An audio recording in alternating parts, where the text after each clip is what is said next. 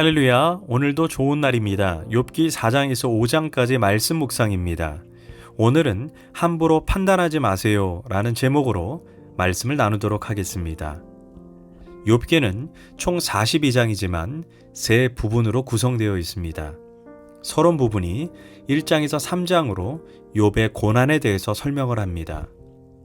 본론은 4장에서 41장까지로 가장 중요한 부분으로 욥과 세 친구들이 변론과 논쟁으로 되어 있습니다. 이 친구들은 욥을 위로하고 격려한다는 명목으로 찾아왔지만 이후에 욥의 고난에 대해 철학자요 지혜의 교사로서 자처하여 욥을 함부로 판단하고 정죄합니다. 세 친구 중에 처음으로 입을 연 사람이 엘리바스입니다. 여러 가지 정황으로 볼 때 세 친구 가운데 가장 연장자요 리더가 되는 사람입니다. 엘리바스가 욥에게 어떤 말을 했는지 세 부분으로 살펴보도록 하겠습니다. 첫 번째, 엘리바스는 인과응보의 법칙으로 욥의 고난을 해석했습니다. 먼저 4장 1절에서 11절에 의하면 엘리바스는 욥의 고난을 인과응보의 원리를 들어 설명합니다. 세상에 우연히 일어나는 일이 없듯이 우리가 현재 고난을 겪고 있다면 그것은 반드시 과거에 내가 고난을 받을 만한 행동을 했기 때문이라는 것입니다. 7절과 8절에서 한번 잘 생각해 보게 세상에 죄 없는 사람이 망하는 것을 보았는가? 올곧게 사는 사람이 멸망하는 것을 보았는가? 내가 지금껏 본 바로는 악으로 땅을 갈고 고통의 씨를 뿌리는 자는 결국 자기가 뿌린 대로 그 악과 고통을 스스로 거두더라. 여기에서 엘리바스가 욥의 고난을 해석하는데 악을 심었기에 결국 악을 거둔다는 것입니다. 죄 없는 사람이 망한 예, 정직한 사람이 멸망한 예가 세상에 어디 있냐는 것입니다. 결국 인생은 자신이 심은 대로 거둔다는 것입니다. 사실 엄밀히 말해 이 말은 틀린 말은 아닙니다. 이는 자연세계뿐 아니라 인간의 도덕생활에 있어서도 일반적인 법칙입니다. 하지만 우리가 인생을 살면서 깨닫게 되는 것은 이것이 항상 언제나 옳은 것은 아닙니다.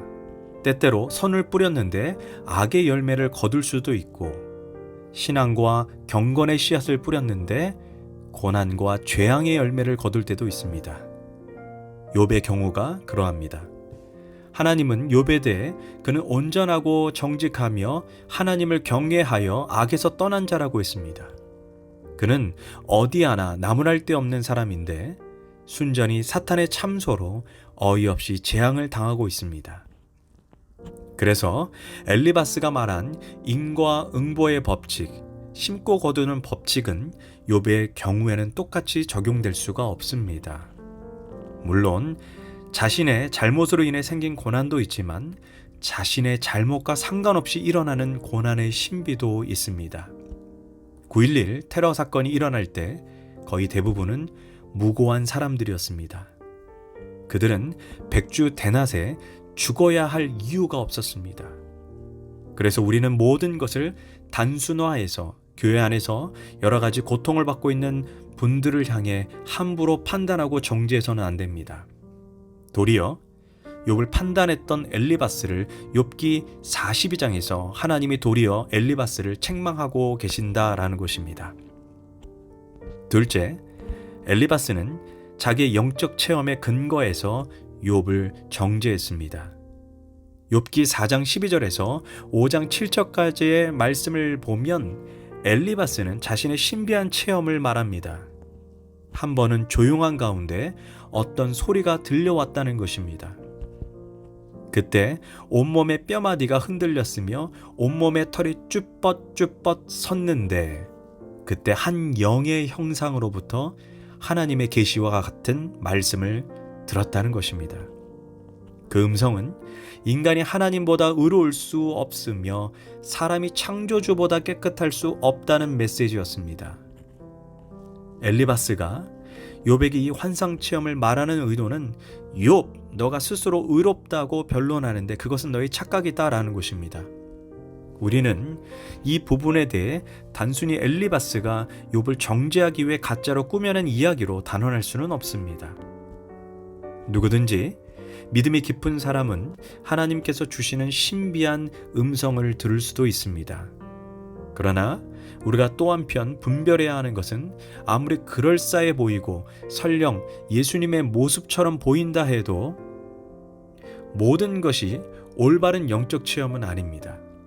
왜냐하면 사탄도 광명의 천사, 곧 예수님의 모습으로 둔갑할 수 있기 때문입니다.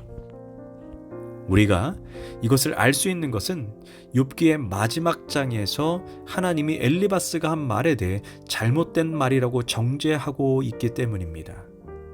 그렇다면 여기에 엘리바스가 경험했다고 주장하는 이 신비한 체험을 우리가 어떻게 해석해야 옳겠습니까?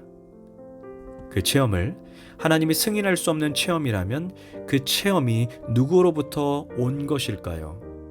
바로 사탄이 그 뒤에서 역사하고 있다는 것입니다. 가끔 연예인들이 자살을 시도하다가 실패했을 때 이런 간증을 합니다. 사탄이 너무나 아름다운 모습으로 나타나 아름다운 세상으로 데려가겠다고 목숨을 끊으라고 말한다는 것입니다.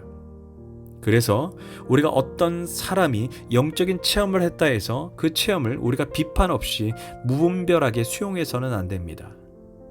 또한 어떤 사람이 했다는 그 신비한 체험이 공동체에게 덕을 주고 이웃을 격려하고 영혼에게 힘을 북돋아 주는 것이 아니라면 그 출처를 반드시 말씀의 기준에 비추어 봐야 합니다. 또한 우리가 살펴봐야 하는 것은 엘리바스가 환상 중에 들은 음성인 17절 사람이 어찌 하나님보다 의롭겠느냐, 사람이 어찌 그 창조하신 이보다 깨끗하겠느냐, 하나님 그의 종이라도 그대로 믿지 아니하시며 그의 천사라도 미련하다 하시나니. 이 말의 본래의 뜻은 사람은 하나님 앞에서 절대로 의로울 수 없고 하나님 앞에서 절대로 거룩할 수 없다, 깨끗할 수 없다는 말입니다. 그런데 우린 이 말이 성경적으로 옳은지 확인해야 합니다. 신학자들은 하나님의 두 가지 속성에 대해서 말합니다. 인간과 공유할 수 없는 비공유적인 속성과 인간과 공유할 수 있는 공유적 속성으로 구분합니다. 인간이 가질 수 없는 하나님의 성품이 있습니다. 전능하다, 전지하다, 모든 것에 편재하다. 이는 인간이 가질 수 없는 속성입니다.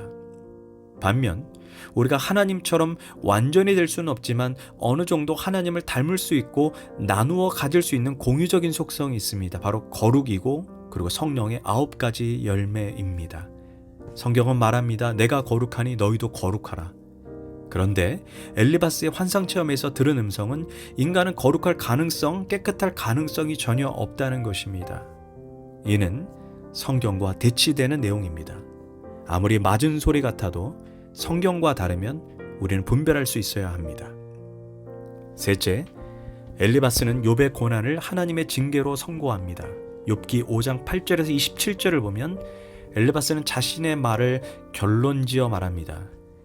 내가 받은 오늘 고난은 하나님에게 맞을 짓을 했기에 너가 받는 징계다라고 말합니다.